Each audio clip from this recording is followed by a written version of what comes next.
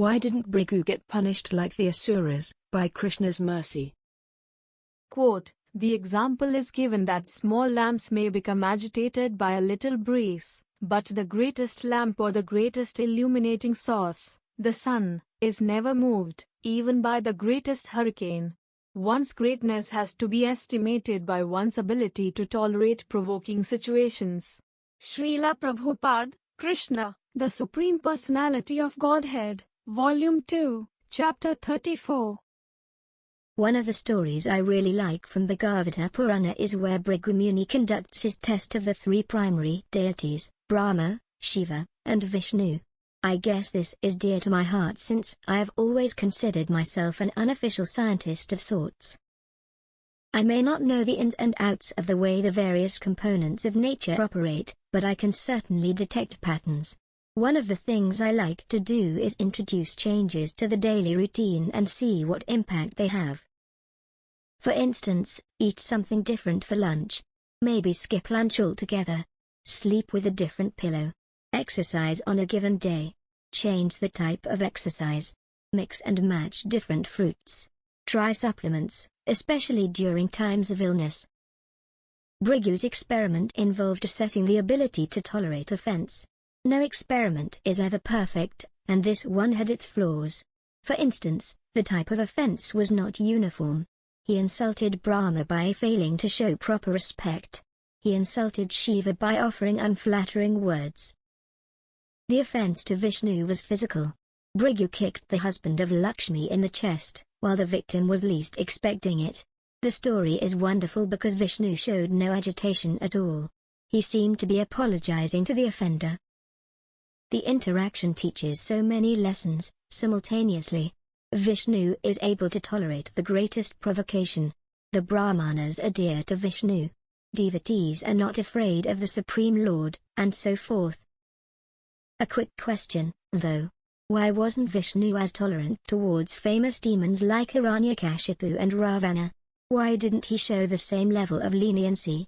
Those two did not kick Vishnu in the chest. This is not difficult to understand. The offense from Bhrigu was directly at Vishnu. Since the Supreme Lord is never of diminishing capacity, no one is able to actually hurt him.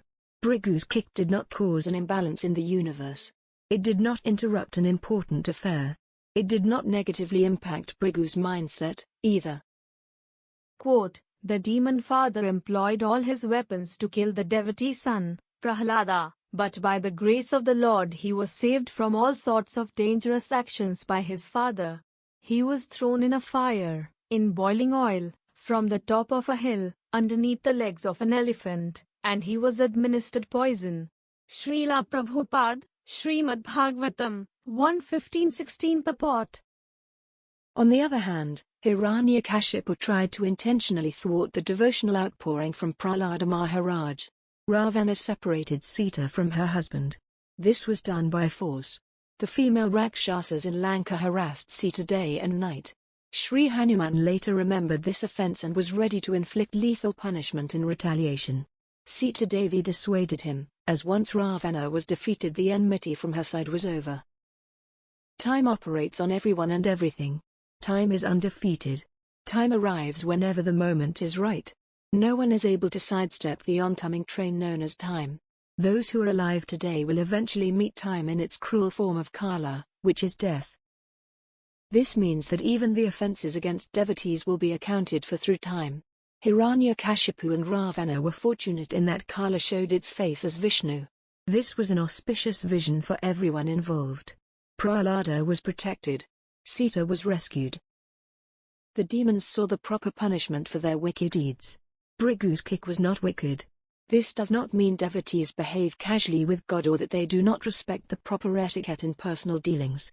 It just means that no one can be more dear to Vishnu than those devoted to him in thought, word, and deed.